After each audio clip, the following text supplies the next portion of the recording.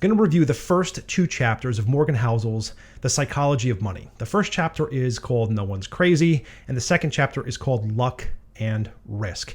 So in the first chapter, No One's Crazy, it's really a discussion about people's experiences with money and how they learn about the value of money and the circumstances that surround their lives that can influence their behaviors with money for the rest of their lives. And so one of the things that he goes into earlier with respect to this chapter is that no amount of study, open-mindedness, or empathy can replace a specific experience when it comes to money. And I think, a good example is what happened to so many people in the great financial crisis. So, you could have two households, neighbors, in fact. Both parents work for the same company. One household keeps their job, the other doesn't. And as a result, has to sell the house, maybe gets foreclosed in the house, has to move some other place, but the financial circumstances to that family that lost their job are dire. And so if they both have 3 children, all of the same age, those children in the household where that job was lost, they're going to have a very different perspective, a very different experience than the children in the other household that didn't see that. Even though they may be the best of friends, shared experiences to each other, the one household that kept the job, all they can do is empathize. They can't sympathize. And the way that they think about money, although they observed it, is going to be very different than their best friends who are now moving because of that type of circumstance. And everybody's origin story with money is a little bit different. And I'll share mine. So I remember when I was 5, maybe 6 years old, I really wanted one of those kind of old school kind of plunger pump action squirt guns, real cheap type of stuff. It was $0.25 at the store that was down the street from where I lived. And I remember going to my father one morning and saying, Dad, I'd like to get one of these squirt guns. Can I have $0.25? He's like, well, do you have any of your own money? I said, no, I don't. He's like, well, we're going to have to work out a way for you to be able to earn enough so then that way you could be able to save enough to get that. And it was, kind of the first foundational moment of understanding that, there's value in money because it needs to be earned. There needs to be a trade-off between effort and outcomes to be able to acquire the resource itself to then be able to trade that for a good. And so I did, I did chores around the house, was able to save up that $0.25 and went down and was able to get it. And in my own experience, that taught me a lot that, there is no value without struggle. It wasn't a huge struggle, right? I just had to do some things around the house, but I didn't have the instantaneous reward of being able to just kind of walk in there and be able to get it. I needed over time to be able to earn $0.25 to be able to buy that squirt gun. Now, fast forward a few years, Indiana Jones and the Temple of Doom was a hit at the box office. My father took me to see the movie, and this was a very different time. The movies were not released to VHS or, certainly streaming at that time. So the ability to see the movie later was years, in fact, until that was released on VHS. And so there was a great book, which was more or less kind of a photo depiction of the movie itself. And it was at the bookstore that was in town. And I remember seeing it there. And on the back of the book, the price was listed, $7.50. So I saved what I had earned and put it in a coffee cup and was able to go to the store, the bookery, and went to the clerk and said, I need this book. And I had exactly $7.50. And I didn't understand at that time the concept of sales tax. And the woman who owned the store was very, very nice and cut me a break on the sales tax, and I was able to walk away with the book, which I loved. But it took a while to be able to get $7.50, and so I understood what it took to be able to acquire that and get the thing that I ultimately wanted. And so everybody's experience with money is going to be a little bit different. And understanding what's important about money and the relationship that you have with money, I think, is really what he's getting at in this chapter. What may be crazy to one person is entirely normal to another person because their facts and circumstances and the way that they're processing them are very, very different. And so that willingness to bear risk is based upon personal circumstances. And one of the other things he makes mention in this chapter is lotto. Now, Lotto is played primarily by, and the vast amount of spending into lotto is done by those which are on the lower end of the socioeconomic spectrum. Now, I'm not turning this into some type of social type of discussion, but the facts are this, is that the average household in the lowest socioeconomic classifications spends over $400 a year on lotto, which is 4 times higher than the highest kind of strata of socioeconomic wealth. And the reason that this is done, and there's been a number of different studies, but what was quoted here in the book, not quoted necessarily, but what the author's interpretation of this is that for members of the lower end of the socioeconomic scale, they see lotto as their only way to achieve that level of wealth. And it's based upon personal circumstances, kind of how they're living at that moment, how they were raised, circumstances that got them to where they are at that point. And so lotto became the one way to be able to kind of escape that, and they were willing to spend the money to be able to give themselves the chance to do that. Now, the argument could be made, if you were going to be completely rational, that you could save that money. You could take that money, save it, and invest it, and have that over time, and be able to get much greater return than what the lotto, because the lotto the chances are minimal, and most people don't win. So from that perspective, on a rational, standpoint, they would be, a person would be better off to be able to save and invest every dollar that would have gone into the lotto. But that's not the propensity for that to happen, because the circumstances and thought processes and emotional rewards for making the lotto purchase are different than those being able to, sit in a savings account or build up a certain amount of emergency funds to take care of things when and if they end up happening. So from that perspective, rationalization, justification is a huge piece of this kind of no one's crazy type of scenario. I think another great example is when people are making choices to buy automobiles. At its most basic, an automobile is going to get you from point A to point B. But there's a lot more that goes into that. So from a financial standpoint, there's a lot of justification and rationalization around make, model, trim, all of the different types of things that go into deciding which automobile to be able to walk off the lot with. And is it the best financial choice? In many cases, maybe it is, maybe it isn't. It's all in the eye of the beholder. What may be crazy to one person may be completely normal to another, because their financial circumstances and their history with money are different.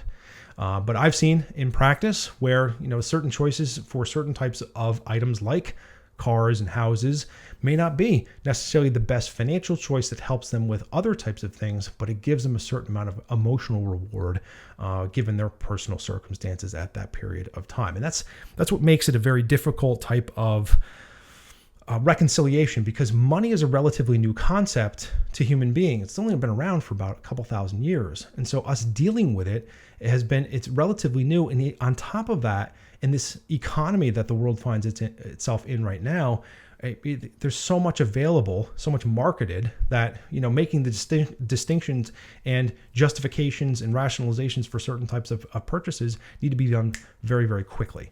And so you add all of that together, and experience, perception, it all has everything to do with how it is that most of us are going to make decisions with respect to our money. The second chapter is luck and risk. And this is a common theme. I think there's a propensity, and the author states this, that when it comes to viewing or judging other people's circumstances, if an outcome turns out bad for somebody else, that was a result of some poor choices that they made. But when it is centered on us, maybe a poor choice that I made, any of us individually make, it's, well, you know what? I just had some rotten luck. And that's just kind of how it is that we as human beings operate. So if it's somebody else, it was a poor choice. If it was me, it was bad luck. And on the flip side to that coin is, if it worked out, it was because of my fantastic intellectual acumen that I put every dollar that I had into Bitcoin right in the beginning, and now I have a fabulous amount of wealth, and it was all attributable to me, of course. Now it's the opposite ends of the spectrum. However, one of the things that the author highlights right from the get-go in the chapter is Bill Gates. Now, Bill Gates' story is very, very widely known as far as his success and where it is that it started. But Bill Gates is the first one to say that he came around at the exact right time to be able to do the things that he did. So in 1968, his high school had the only computer of its kind anywhere. And in 1968, it was a $3,000 computer, which was astronomically expensive. So he and Paul Allen were able to explore their curiosity when it came to computers because they had access to this machine that nobody else had access to. And they also had the intellectual acumen to be able to take that further and further down the path. And ultimately, it turned into Microsoft, which made them both billionaires. So from the perspective of, was it all luck? Well, to a certain degree, I guess you could argue and debate it on either side, but he had access to a machine that nobody else had access to, which sparked his curiosity, which led to then the creation of Microsoft and ultimately his fortune. Now, the author uses a number of other examples in this as well, where, the Vanderbilt empire, railroad empire, and the Rockefeller oil empire, both Rockefeller and Vanderbilt did what they did to build their empire in the face of laws. They willingly broke laws to be able to build out their empire. And by and large, most celebrate the successes of the Vanderbilt and Rockefeller era. So those will be held up on a pedestal, but Enron will be scorned. All right, well, Enron did the same thing, thumbed its nose at law, and the whole company ended up going down and hurt a lot of employees and investors. So that's the opposite end of the spectrum. So there's a fine line between luck and risk, and there's a fine line between kind of pushing forward at all costs and being reckless. And sometimes it's indistinguishable. And it actually reminds me of, over the course of the years, people that I've met that fall into those types of camps. So I'll share two specific examples of people that I worked with over the years who, one, attributed their success to a certain element of chance and luck, and the other attributed it to their intellectual acumen and, all of their efforts, basically creating a scenario where they achieved the wealth that they did. So in the first example, I was working with a very senior member of a very large executive search firm in New York, and he was actually put in charge of the firm's international operations and was getting ready to head as an expat overseas. And I remember working with him and asking him, what is it in your career that kind of led you to the point that you're at right now? And after he had thought about that for a bit, he had said, well, there was an opportunity that came to me a number of years ago. It just kind of landed on my lap. But I did well, and it gave me a name. It gave me credibility, and it gave me the opportunity to get more of these types of opportunities going forward, which he was able to capitalize on, which was able to kind of catapult his career to the next level and landed him in a position where he was able to have a very senior role at that firm. But he was the first one to say, he's like, I was lucky to get that. But I also recognized that I was lucky and was able to capitalize on it. So it was a combination of fortunate circumstance and also his own sweat equity to be able to capitalize on that opportunity. Now, the other story is an individual I'd met at another firm where he had put in all of he and his wife's life savings into a company called Celgene. Now, Celgene basically was a pharmaceutical company that was working on certain types of developmental drugs. So it was at the time very, very risky. Now, he had about a net worth of about $1 million. By the time I had ended up speaking with him, Celgene had turned that $1 million into $5 million. So this is more money than I think this couple had ever expected that they were going to see. Now, and they were also retired. So in speaking with him just about Celgene, he attributed that 5 times growth to his timing, his recognition of the opportunity, and his knowledge of the pipeline of these different types of drugs that would come to market that would turn his 5 into something much greater than that. Now, I had lost touch with this individual, but in 2019, Bristol Myers Squibb acquired at a nice premium Celgene. I don't know what this individual did, but it worked out. They were able to achieve a huge amount of financial success by taking the risk of putting everything into one stock, and that stock did phenomenally well. Now, there's plenty of other examples of where it doesn't work out, but the point here is this person attributed it to their own efforts. It wasn't luck, it wasn't circumstance, it wasn't that Celgene happened to be at the right place at the right time and they took that risk. It was, well, no, I was smart enough to recognize that. And it's interesting to see the difference, but it was also highlighted in this chapter on luck and risk. And so what he cautions here is be careful of assuming that 100% of your outcomes are attributed to your effort and decisions, because it's not. There's always going to be some element of chance, woven into that at some point. And it does remind me, because he does go into some of, anybody who's had success, whether it's Gates, Vanderbilt, Rockefeller, they all had their fair share of failures.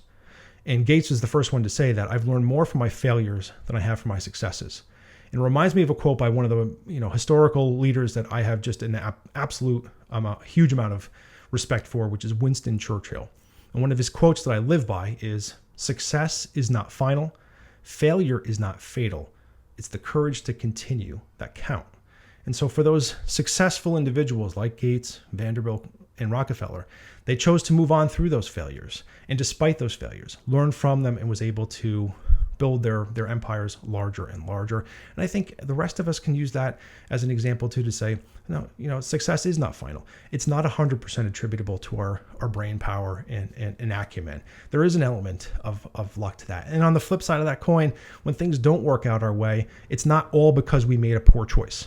And it's not all because, we did X, Y, or Z. It's not all attributable. I think we should give ourselves the grace of recognizing that there's a certain element of chance that, hey, things just went against us. But continue to move forward, continue to learn from mistakes, and get better over time. Warren Buffett's the first to say that. He's made plenty of mistakes, but he's learned from each and every single one of them, and he's applied that to newer decisions that he's making. I think that's really what the author was getting at with luck and risk.